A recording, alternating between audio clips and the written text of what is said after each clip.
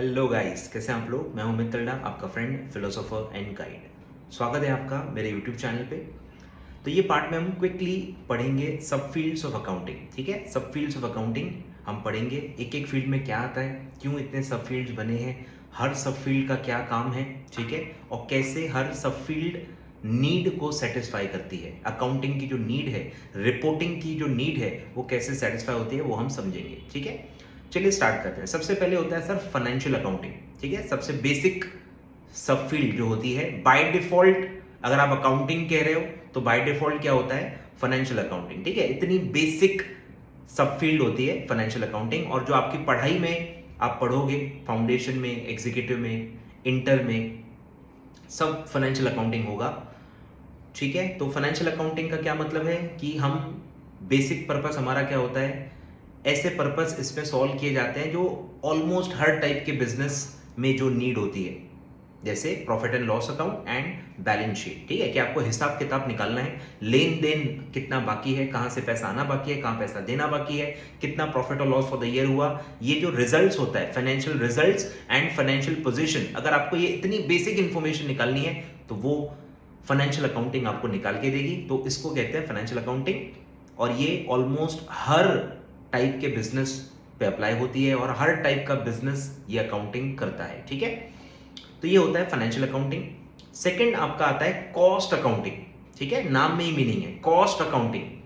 Cost normally कहाँ निकालना, अलग से निकालना पड़ता है, मैन्युफैक्चरिंग सेक्टर में या सर्विस सेक्टर में। अगर आपका बिजनेस बहुत ही कॉम्प्लेक्स है, बहुत ही मल्टीपल स्टेप से गुजर के अगर आपका प्रोडक्ट या सर्विस बनता है या डिलीवर होता है, तो आपको अलग से कॉस्ट निकालनी पड़ती है। नॉर्मली ट्रेडिंग बिजनेस में कॉस्ट नहीं निकाली जाती, क्योंकि आप कुछ कर ही नहीं रहे हो, प्रोडक्ट में कोई चेंज ही नहीं, आप जैसा प्रोडक्ट लेते हो वैसा ही प्रोडक्ट बेच देते हो, तो वहां कॉस्ट निकालना बहुत आसान होता है, इसलिए कॉस्ट अकाउंटिंग वहां पे नहीं होती है। जहां भी आप प्रोडक्ट मैन्युफैक्चर कर रहे हो या आप कॉम्प्लेक्स सर्विस प्रोवाइड कर रहे हो जिसमें मल्टीपल इनपुट्स इन्वॉल्व होते हैं, मल्टीपल स्टेप्स इन्वॉल्व होती हैं, वहां पे कॉस्ट अकाउंटिंग होती है। तो अब कॉस्ट अकाउंटिंग बनी क्यों है, क्योंकि जो इंफॉर्मेशन मैन्युफैक्चरिंग कंपनीज को चाहिए होती है या सर्विस प्रोवाइडर्स को चाहिए होती है, वो फाइनेंशियल अकाउंटिंग नहीं दे पाती। फाइनेंशियल अकाउंटिंग में आपको बेसिक पीएनएल बैलेंस शीट बनती है, आपको कॉस्ट से रिलेटेड डेटा नहीं मिलता, आपको ये नहीं पता चलता कि मेरा एक प्रोडक्ट कितने में बना। अगर आप एक सिंगल प्रोडक्ट बना रहे हो तो फिर भी ठीक है, पर अगर आप 2 प्रोडक्ट बना रहे हो, 3 प्रोडक्ट बना रहे हो, मल्टीपल प्रोडक्ट्स में इन्वॉल्व हो, मल्टीपल कैटेगरीज में इन्वॉल्व हो, तो फाइनेंशियल अकाउंटिंग इतनी डिटेल्ड इंफॉर्मेशन आपको नहीं देती है, और इसीलिए वहां से नीड एमर्ज होती है कॉस्ट अकाउंटिंग की, क्योंकि आपको एक्यूरेट डेटा चाहिए होता है। और काफी बार क्या होता है, अगर आप मल्टीपल प्रोडक्ट्स में डील करते हो तो उसमें जॉइंट कॉस्ट इन्वॉल्व होती है, काफी कॉस्ट ऐसी होती है जो कॉमन होती है, तो कैसे स्प्लिट करें, कैसे प्रोडक्ट का एक एक्यूरेट कॉस्ट निकाल पाए ताकि हम कॉस्ट रिलेटेड डिसीजंस सही ले पाए, तो वहां आपका होता है कॉस्ट अकाउंटिंग। ठीक है, उसमें आप कॉस्ट कंप्यूट करते हो, उसमें आप कॉस्ट कंट्रोल करते हो, और उसमें आप कॉस्ट रिड्यूस भी करते हो। ठीक है, अलग अलग उसमें बहुत सारी नीड होती है, और mainly manufacturing companies and service sector के कंपनीज को ये इनकी नीड पड़ती है। ठीक है, अब आता है थर्ड पे। थर्ड है आपका मैनेजमेंट अकाउंटिंग। ठीक है, management accounting purely internal basis पे होती है, कि जो भी मैनेजमेंट को डेटा चाहिए, मैनेजमेंट मतलब क्या है, बोर्ड ऑफ डायरेक्टर्स। ठीक है, कंपनी फॉर्मेट में ज्यादा ही चलता है, तो जो भी डिसीजन मेकिंग बॉडी है उसको काफी सारे डिसीजंस लेने होते हैं, काफी सारे टाइमली कॉम्प्लेक्स डिसीजंस उनको जल्दी जल्दी लेने पड़ते हैं, तो उनके लिए उनको बहुत सारा डेटा लगता है, बहुत सारा accounting as well as non accounting यानी स्टैटिस्टिकल डेटा उनको लगता है। वो अलग से अगर आप उनको बना के दे रहे हो तो उसको कहते हैं मैनेजमेंट अकाउंटिंग। मतलब इन ट्रू सेंस कहूं तो वो अकाउंटिंग नहीं है, उसमें आप कोई जर्नल एंट्री पास नहीं कर रहे हो, उसमें आप कुछ भी नहीं कर रहे हो, उसमें सिर्फ आप डेटा अक्यूमुलेट कर रहे हो, उसको एक प्रॉपर फॉर्मेट में दे रहे हो, रेलेवेंट इंफॉर्मेशन बहुत ही जल्दी प्रॉपर स्ट्रक्चर्ड फॉर्मेट में दे रहे हो, ताकि बोर्ड ऑफ डायरेक्टर्स बस उसको देखें, एनालाइज करें और डिसीजन ले ले। डेटा को उनको प्रोसेस करने की जरूरत नहीं है, आपने डेटा अच्छे से गैदर किया है, रेलेवेंट इंफॉर्मेशन आपने एक जगह टैबुलर प्रॉपर फॉर्मेट में आपने दे दी है, तो ये जब आप डेटा गैदर कर रहे हो, अक्यूमुलेट कर रहे हो, प्रेजेंट कर रहे हो एक टैबुलर फॉर्मेट में, इस प्रोसेस को कहते हैं मैनेजमेंट अकाउंटिंग। तो इसमें बहुत सारा इनपुट डेटा लगता है, कुछ डेटा आपका फाइनेंशियल अकाउंटिंग से आता है, कुछ डेटा कॉस्ट अकाउंटिंग से आता है, कुछ स्टैटिस्टिकल डेटा होता है, कुछ इकोनॉमिकल डेटा होता है जो गवर्नमेंट के डिपार्टमेंट्स और वेबसाइट से आता है। तो अलग अलग सोर्सेज से डेटा इसमें यूज होता है और प्योरली इंटरनल यूज होता है इसका। मैनेजमेंट अकाउंटिंग में जो भी आप रिपोर्ट्स बनाते हो, बेसिकली इसमें रिपोर्ट्स बनती है, शीट्स बनती है, रिपोर्ट्स बनती है, कैलकुलेशंस बनती है, डेटा जनरेट होता है और ये प्योरली इंटरनल यूसेज के लिए होता है। ये कहीं भी आपको देने की जरूरत नहीं पड़ती है, ये स्टैट्यूटरी डेटा नहीं होता है, इंटरनल बेसिस पे होता है। तो कितना डेटा गैदर करना है, क्या करना है, कौन सी रिपोर्ट्स बनानी है, रिपोर्ट्स का फॉर्मेट क्या होगा, फ्रीक्वेंसी क्या होगी, ये सब कंपनी खुद डिसाइड करती है। लॉ में इसके बारे में कुछ भी नहीं लिखा हुआ है, ठीक है। तो ये थर्ड कैटेगरी था मैनेजमेंट अकाउंटिंग। फिर आता है फोर्थ कैटेगरी पे, वो आता है आपका सोशल रिस्पॉन्सिबिलिटी अकाउंटिंग।